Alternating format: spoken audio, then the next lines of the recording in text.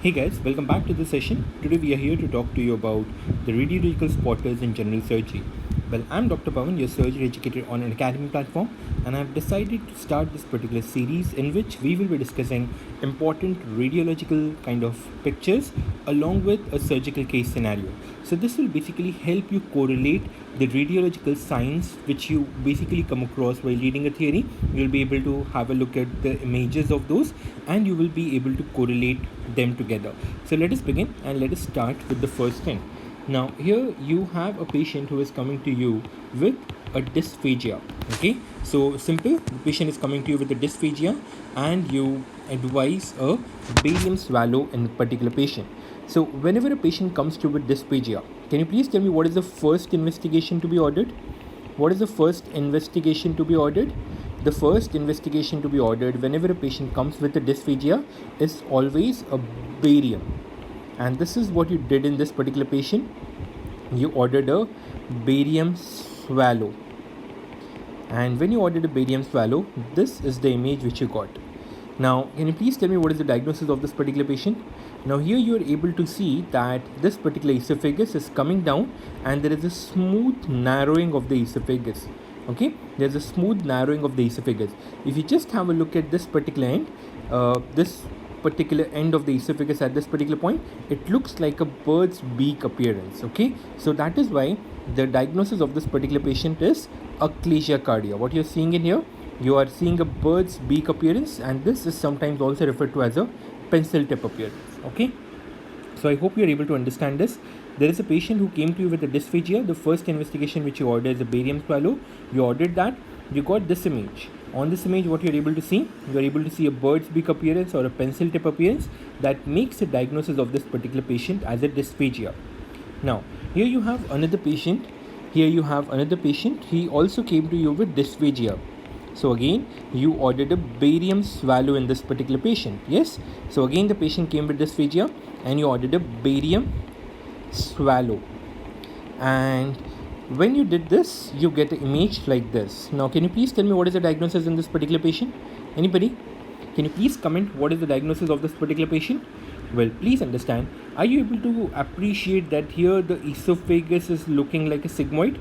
Now, please don't get confused. This is not a sigmoid colon. Okay, what is this? This is in fact the esophagus, and here what you are seeing is basically a sigmoid appearance of the esophagus, and this is also a diagnosis of an Achalasia cardia. Please understand this. Here also the diagnosis of the patient is Achalasia cardia. So what do we know now? That in the Achalasia cardia we can have a pencil tip deformity, we can have a bird's beak appearance, and we can also have a sigmoid esophagus. Now this image you need to remember, you need to understand, because this is an image which is given in your Levin-Bailey. They can definitely ask you this.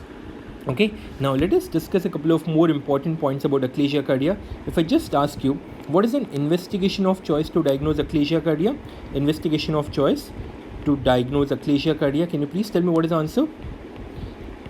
If you are saying that the answer is manometry, you're absolutely correct.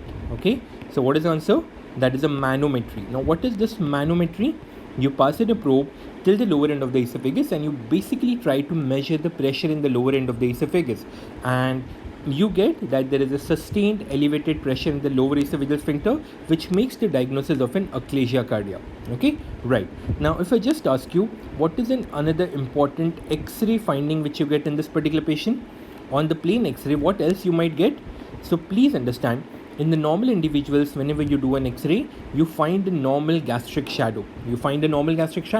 In these particular patients, you will have an absence of a gastric shadow. Okay, absence of a gastric bubble. Okay, no, absence of a gastric bubble. So what is this gastric bubble? If you take up any normal X-ray, you see that there is an air bubble which is present in the funnel of the stomach. Now, in the patients of an Achalasia cardia, this is absent. Okay, this is absent in Achalasia cardia, and this is something which is important. You need to understand this particular point. Okay, so here in the patients of an Achalasia cardia, this gastric bubble is absent. Right. Now let us move on to the next scenario. Here you have a patient who came to you with a pain in chest. Okay, so patient came to you with a retrosternal pain. You ordered a X-ray in this particular patient and you found this particular image. Can you please tell me what is the diagnosis of this particular patient? So here what you are able to see is that I hope you are able to appreciate that there is a gas shadow which is basically present between this heart and the diaphragm. So here the diagnosis is it is a continuous diaphragm sign. Okay, so what is it? It is a continuous diaphragm sign which makes the diagnosis of a pneumomediastinum. Here the patient is having pneumomediastinum, that is an air in the mediastinum, and that is why this particular air is entering between the cardiac shadow and the diaphragm. Now if you take up any normal X-ray, do you find this particular thing? No. In the normal X-ray, there is no air between the diaphragm and the cardiac shadow. But in this particular patient, you have an air which is present between the cardiac shadow and the diaphragm. And that is why this is a continuous diaphragm sign and the diagnosis is a pneumomediastinum. So there is an air in the mediastinum. That is all you can tell with this particular X-ray. Okay. Now if I just ask you, what are the other signs of the pneumomediastinum? Can you please tell me what are the other signs of the pneumomediastinum? So I'm sure you must have heard about Necklerose V sign. Okay, so I'm sure you must have heard about Necklerose V sign. Now this is also a radiological sign of pneumomediastinum. So I hope you are able to appreciate in here. Here there is a gas shadow which is present in the form of a V. Okay, so I'll just highlight it. This is a V-shaped gas shadow which is present over here, and this is what is called as a Necklerose V sign. And another sign, can you please tell me another sign? So what is this? What is this sign which has been shown in this particular image? So in this image, what you are trying to show is a Spinnaker seal sign. Okay, so I hope you are able to see this. This is a Spinnaker seal sign. Now what is this Spinnaker seal sign? Here the image appears something like this. So this is a Spinnaker seal. So whenever you take your boat go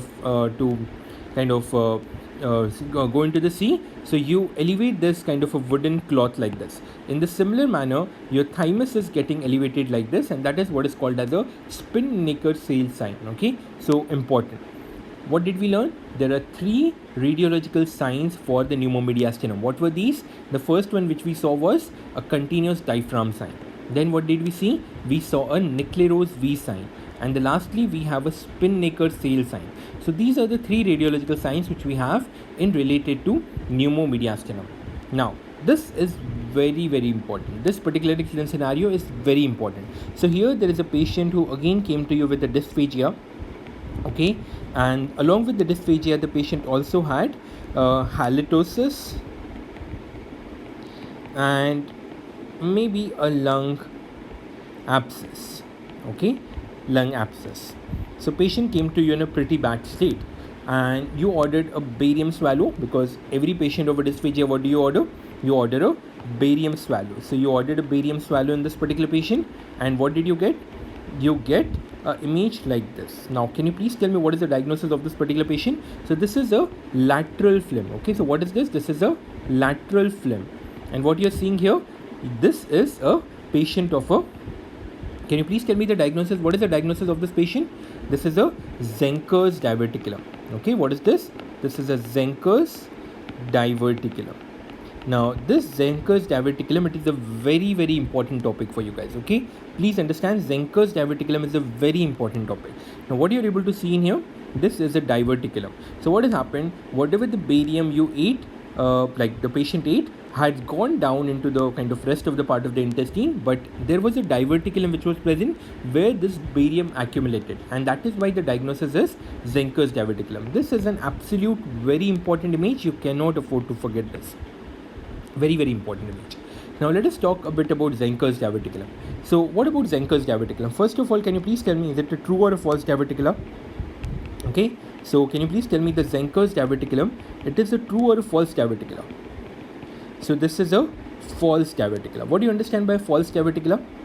False diverticulum means that all the layers of the intestine are not kind of present in this protruding. Okay, so there is not, the diverticulum doesn't involve all the layers of the intestine. All the layers of the intestine are not involved, and that is why it is a false diverticulum. I hope you understand this particular point. Okay, now this is also referred to as a pulsion diverticulum. So what do you understand by pulsion? So what is happening in here? Because of a raised intraluminal pressure, the mucosa is popping out. So in this, what is happening? Because of an increased intraluminal pressure, intraluminal luminal pressure, what is happening? The mucosa is popping out. Mucosa is popping out, and that is what is the mechanism of formation of a Zenker's diverticulum. Now, if I just ask you, what is an investigation of choice of a Zenker's diverticulum? So, if at all the patient comes to you with this, so how will the patient come to you? So, clinical features, how will the patient come to you? Patient will come to you with this kind of a lateral neck swelling, and this lateral neck swelling, this will be more present on the left as compared to that of a right side. Okay, so the swelling will be most commonly present on the left side of a neck, right? And all the other things, patient will come into you with the dysphagia, halitosis, and all those things. If I just ask you what is an investigation of choice to diagnose this, please understand barium swallow. Okay, a barium swallow with a lateral phlegm. Barium swallow with a lateral phlegm. This is the investigation of choice to diagnose a patient of a Zenker's diverticulum. Right. Now, if I just ask you, what is the most common complication? Most common complication, what can happen in this? So, can you please tell me what is the most common complication? If you're saying the answer is lung abscess, you're absolutely correct. Now, what is happening in here? Here, this is the esophagus, and there is a diverticular protrusion of the esophagus. So, what is going to happen? Whenever the patient kind of eats food or something, a part of the food gets then accumulated in the Zenker's diverticulum. Over a period of time, this food becomes partially digested, and it can reflux, and it will go even into the lung. Okay, and if it goes into the lung, the patients land up into pneumonitis, and the patients land up into lung abscess. So, this is a mechanism of this complication. Okay, these are the few important points about the Zenker's diverticulum. Now let us move on to the next thing. So here again the patient came to you with a dysphagia. Okay, and the patient also had a kind of weight loss, and here the dysphagia was, let's say, for like 3 months. Okay, then you ordered a barium swallow in this particular patient. Again, what will you order? Because the patient is coming to with the dysphagia, you will order a barium swallow, and you get an image like this. Now, can you please help me with the diagnosis? What is the diagnosis of this particular image? The diagnosis is, if you're saying that it is a carcinoma of the esophagus, you're absolutely correct. So, what is the diagnosis? That is a carcinoma of the esophagus, and what you are able to see in here, this is a characteristic apple core appearance. Okay, so characteristic apple core appearance is seen, and this is the patient who is suffering from a carcinoma esophagus. Now, what do you understand by this apple core? Now, if I just complete this particular thing like this, so it is like somebody has eaten a chunk of an apple, and what is remaining is just the core of the apple. Okay, so that is what is referred to as the apple core appearance, which you see in these particular patients. Are you able to appreciate this? So it is like somebody has eaten the apple, and what is remaining in between, it is just the core. Okay, so this is referred to as the core of the apple. I hope you are able to appreciate it. That is why it is called as an apple core appearance. Okay, now let us discuss a couple of important points related to the carcinoma of the esophagus. So carcinoma of the esophagus, let us kind of discuss some important points. Now, if I just ask you, what is the most common presenting feature of the carcinoma esophagus? The most common presenting feature of carcinoma esophagus, can you please tell me? The answer is, it is dysphagia. Please understand, it is dysphagia. Now, a couple of students tend to mark it as a weight loss. Please understand, weight loss is not the most common presenting feature. The most common presenting feature is the dysphagia. Once the patient presents with dysphagia, only then the patient will develop a weight loss, right? Patient won't directly present to you with a weight loss. That is not the most common presenting feature. Now, if I just ask you, we just saw, then what is the first investigation you will do? The first investigation you will do in these particular patients is, no doubt, it is a barium swallow. Okay, so what is the first investigation you will perform? You will perform a barium swallow. And what do you get in this barium swallow? You get this characteristic apple core appearance. Okay, so that is the first investigation which you have performed in this particular patient. But if I ask you, what is an investigation of choice to make the diagnosis? Okay, so what is the investigation of choice to make the diagnosis? The answer becomes endoscopic biopsy. So you have to perform an upper GI endoscopy along with biopsy. Please understand. Okay, so what is the investigation of choice? It is an endoscopy with the biopsy. Okay, then next thing which I am going to ask you is, what is the investigation of choice for overall staging. Okay, if you want to go for an overall staging in the patients of esophageal carcinoma, what is the investigation of choice? What is the investigation of choice for an overall staging? Can you please help me with this? If at all this particular question comes, the answer is a PET CT. Okay, and last thing which I'm going to ask you is, what is an investigation of choice to assess T and N stage of the tumor? Okay, so not for the overall staging, I'm just asking for the T and N stage of the tumor. What is an investigation of choice for just the T and N stage? The answer is endoscopic USG. So what is the answer? It is an endoscopic USG, EUS. Okay, it is an EUS. That is the answer to this particular question. Now what is this EUS? I'm sure you must be knowing. So here you basically pass a upper GI endoscope, and at the tip of this endoscope what is attached is an ultrasound probe which is attached. So this ultrasound probe helps you in taking up the ultrasound images of the surrounding structures, and that is what is called as a EUS. So rather than just putting up a scope from the mouth, you put up a scope which has an attached USG probe at the end, and that helps you in taking up the ultrasound images, and that is what is called as an EUS. Okay, so these are all the important investigations which you will do. So these are important one-liners regarding the carcinoma esophagus. I'll just repeat it for you. So what is it? What is the most common presenting feature? It is a dysphagia. What is the first investigation? It is a barium swallow. What is an investigation of choice to make the diagnosis? It is an endoscopic biopsy. What is an investigation of choice for an overall staging? It is a PET CT. What is an investigation of choice for the TNM? It is an endoscopic USG. So please understand, all these are the very, very important one-liners which can be asked to you. I hope you get this particular point. Okay, right. Then we will be talking about this. So can you please tell me what is it? So again, this is a barium swallow. So what you have performed is a barium swallow. Okay, so what do you see here? You see a barium swallow. So what is this particular image? Are you able to see this? It looks like a filling defect, right? It looks like a filling defect over here. So please understand, these are the multiple filling defects which you're getting in the esophagus on the barium swallow. So just understand what you're seeing here. You are a multiple filling defects. Multiple filling defects.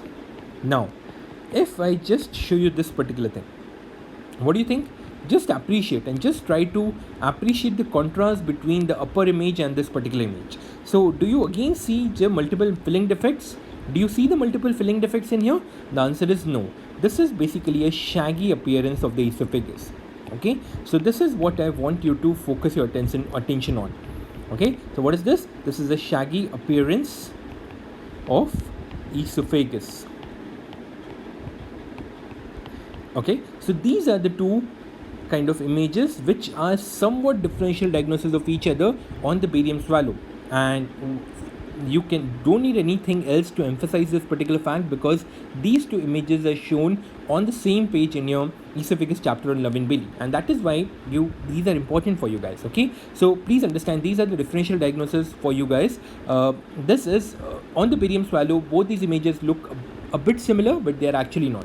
So let us have a look. Where do you see these filling defects? So if at all you see an image like this which has these multiple filling defects, the diagnosis of this particular patient is esophageal varices. Okay, so if at all the patient is coming to you with a upper GI bleeding, and then you perform in kind of upper GI into like a barium swallow, and you get this is a filling defects, and the diagnosis of this particular patient is barium esophageal varices. But again, obviously, if at all there is an esophageal varices, obviously you will not perform a upper barium swallow as the first investigation. Obviously you will not. But if at all you perform a barium swallow in the patients of esophageal varices, you will get these filling defects. I hope you understand this particular point. And what about the second image which I showed you? That is also very, very important. So this is an image of an esophageal candidiasis. So this is a part of a esophagitis. Okay, esophagitis. Please understand this. So if at all there is a esophageal candidiasis, and if you perform a barium swallow, what you will find? You will find this shaggy appearance of the esophagus. Okay, so these were the couple of important images which we saw in related to the esophagus. I'll just revise whatever we have studied in last kind of 20 minutes. So I'll just revise it for you so that all the important barium images of the esophagus are registered to you. The first which we saw was the barium swallow image. And what is this? This is a bird's beak or a pencil tip appearance. The patient will come to you with the dysphagia. The first investigation which you perform is a barium swallow, and you get the diagnosis of an achalasia cardia because of this bird's beak or the pencil tip appearance. Then please remember that in the achalasia cardia, you can also have a sigmoid shaped esophagus, and this is the image for this, okay? So this is a sigmoid shaped esophagus, which you can also get in the patients of an achalasia cardia. We saw a couple of important points regarding achalasia cardia. We saw that investigation of choice is a manometry, and if you perform a simple X-ray, you can have the absence of a gastric bubble in these particular patients. Then we saw this particular image, which is of a pneumomediastinum. So there are three signs which you keep on reading regarding pneumomediastinum. First is a continuous diaphragm sign, then there is a Neclerose V sign, and then there is a Spinnaker sail sign. So I've just covered these three important clinical signs or the radiological signs for the pneumomediastinum. Then we moved on, and then we talked about a patient who came to with the dysphagia, with the halitosis, with the lung abscess. And this was a barium swallow of this particular patient. What you're able to see is a diverticulum, and that is a Zenker's diverticulum. This is the diagnosis of this particular patient. Important points were, this is a false diverticulum caused because of a raised intraluminal pressure, so that the mucosa pops out of it and the patients develop a diverticulum. It is more common on the left side, absolutely no brainer. And investigation of choice is a barium swallow on the lateral phlegm. And the most common complication which you get out of this is a lung abscess. Why do you get a lung abscess? Because the food is present in this particular diverticulum, which is partially digested. Occasionally it may enter into the respiratory tree, and because of this the patients may develop pneumonitis and the lung abscess. Then we saw the carcinoma esophagus, and what you see is a characteristic apple core appearance. I hope you are able to appreciate why it is called as an apple core, because it is like somebody has eaten the apple and has just left the core behind, and that is why it is referred to as the apple core appearance. Now, we saw the important one-liners related to the investigation in the patients of an esophageal carcinoma. What are these? The most common presenting feature is a dysphagia. The first investigation which you perform is the barium swallow. The investigation of choice to diagnose is an endoscopic biopsy. Investigation of choice for the overall staging in the PET scan, and investigation of choice for the T and N stage is an endoscopic USG. So these are the important one-liners which we saw in related to the carcinoma of esophagus. So this basically summarizes all the investigations. Please make a note of these. And lastly, we saw these two barium images which are looking similar pretty much a bit. So what is this? In this particular image, what you are able to see is a multiple filling defects in the esophagus, and because of this multiple filling defects, the diagnosis of this particular patient is an esophageal varices. Now in this particular image, it somewhat looks like a filling defect, but that is actually not a filling defect. What you're seeing in here is a shaggy appearance of the esophagus, and that is why the diagnosis of this particular patient is a esophageal candidiasis. So please understand, esophageal candidiasis, shaggy appearance of the esophagus on the barium swallow, and esophageal varices, you get the filling defects on the barium swallow. So guys, this is pretty much it. So thank you so much for listening to this particular session. It was indeed a pleasure. And I will just ask you one thing. Please do check all the courses which we have on the Unacademy platform. We are doing some amazing stuff. So I hope you will like these. Just kind of visit it and you can have a look at it. If at all you want to join any of the course, you can use my promo code. This is the promo code. If you use this, you will get around 10% discount. So if you want to join any of the courses on the Unacademy platform, you can consider using my promo code, that is dr.pawan. How to check the courses? In the description box, you will have a link to my particular page. You can go there, you can have a look at all the courses which have been launched by me, and then you can go on the home page and you can see all the different batch courses which are basically being conducted by all the amazing educators on the platform at this moment. So there have been a lot of additions of the really great educators. Recently, even the Devesh Mishra sir has added us. So just kind of explore it, guys. You will definitely love it. Thank you so much for joining me. I hope you like this particular session, and I hope it will add some value to your life. I will be continuing these radiological science series in the coming weeks also. So just let me know in the comment box if at all you like it and if you want any changes. Thank you so much, and indeed a pleasure.